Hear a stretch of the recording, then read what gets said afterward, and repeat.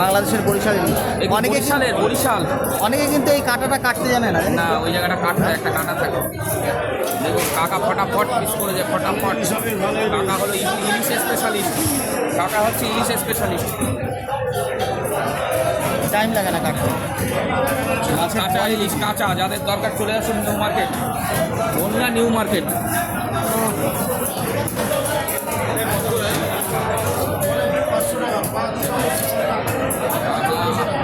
আরও কেটে নেবে ফটাফট।